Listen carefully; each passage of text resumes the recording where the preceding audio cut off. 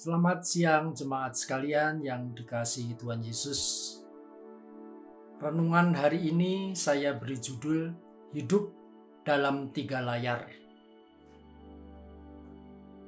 Jemaat sekalian, saya berdoa dan berharap Anda semua selalu sehat dan dalam berkah Tuhan.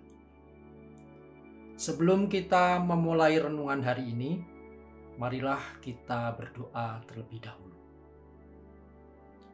Tuhan Yesus yang baik, terima kasih atas penyertaan dan berkat-Mu hingga siang hari ini.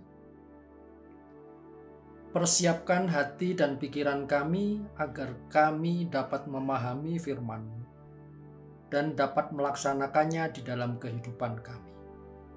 Di dalam nama Tuhan Yesus, kami berdoa serta mengucap syukur. Amin.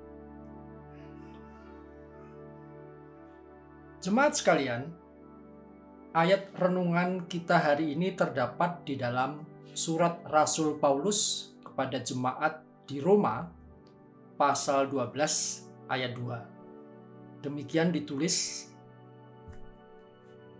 "Janganlah kamu menjadi serupa dengan dunia ini, tetapi berubahlah oleh pembaharuan budimu, sehingga kamu dapat membedakan manakah kehendak Allah, apa yang baik, yang berkenan kepada Allah, dan yang sempurna."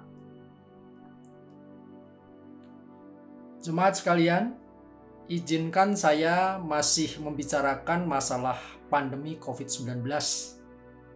Karena kenyataannya sampai sekarang negeri yang kita cintai ini belum bisa dinyatakan aman dari hal itu. Jawa Barat, seperti kita ketahui bersama, berada pada zona merah lagi. Kota Kudus yang sebelum-sebelumnya tidak terdengar, tiba-tiba di dalam seminggu terakhir menjadi trending topik di berbagai pemberitaan stasiun-stasiun TV nasional.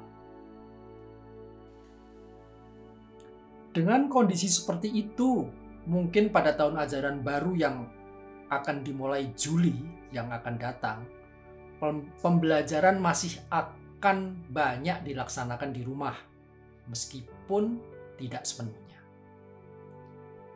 Dari pengamatan saya dan ngobrol-ngobrol dengan berbagai komunitas orang tua dan guru, pada kegiatan belajar dari rumah yang sudah berjalan setahun lebih, banyak sekali anak-anak yang waktunya betul-betul tersedot menatap layar laptop dan atau layar smartphone-nya.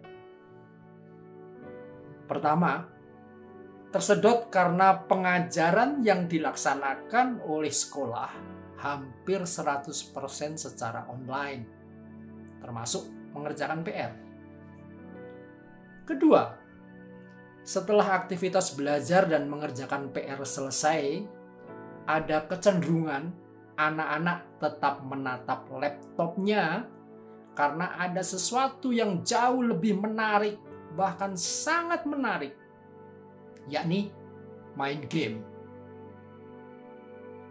Kalaupun tidak menatap layar laptop, aktivitas itu juga bisa dilakukan dengan menatap layar yang jauh lebih kecil ukurannya, yakni layar smartphone, tanpa mengurangi daya tarik game yang dimainkannya. Ketika menatap dua layar tersebut secara bergantian mulai bosan, maka pindahlah mereka menatap layar yang ukurannya lebih besar, yakni layar TV. Itu bisa berlangsung lebih dari 10 jam dalam sehari, 6 hari dalam seminggu, dan sudah berlangsung setahun lebih. Ini benar-benar hidup dalam 3 layar. Dan itu bisa juga menimpa kita sebagai orang tuanya. Hidup dalam 3 layar. Jemaat sekalian yang dikasihi Tuhan Yesus Kristus, ketika kebanyakan dari kita terjebak dengan hidup seperti itu, artinya kita sudah hidup serupa dengan dunia ini, karena sebagian besar masyarakat sudah hidup seperti itu. Jadi, harus bagaimana kita? Apa yang harus kita lakukan? Jemaat yang terkasih, kita harus mengalami pembaharuan budi, sehingga kita dapat membedakan kehendak Allah, apa yang baik, yang berkenan kepada Allah, dan yang sempurna. Roma pasal 12 ayat 2. Lalu, apakah kita ketika waktu kita didominasi dengan ngegame, chatting kesana kemari dan lain-lain yang hanya sekedar menghibur diri, lalu kita tidak peduli terhadap lingkungan sekitar, misalnya rumah tempat tinggal kita, itu kurang berkenan kepada kehendak Allah? Menurut hemat saya, rasanya itu bukan hal yang baik, yang berkenan kepada Allah. Lalu, apakah kita tidak boleh menghibur diri dengan hal-hal tadi? Ya, menurut saya boleh saja. Asal tahu waktu, sadar kondisi lingkungan. Baik itu rumah kita, orang tua kita dengan segala kesibukannya, atau kesibukan anak-anak kita, dan lain-lain, yang seharusnya kita bisa ambil bagian di dalamnya. Jemaat yang terkasih,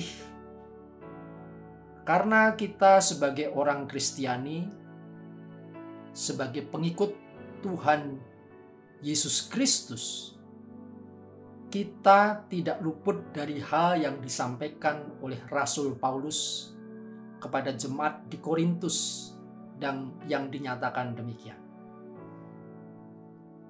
Jadi, siapa yang ada di dalam Kristus, ia adalah ciptaan baru.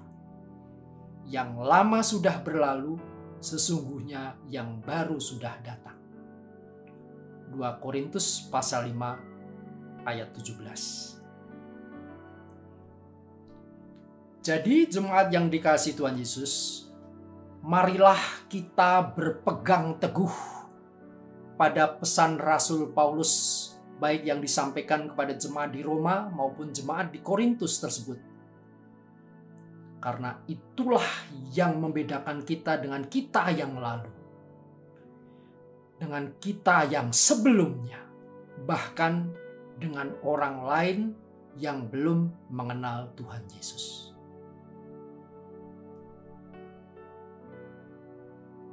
Jemaat yang dikasihi Tuhan Yesus, marilah kita berdoa.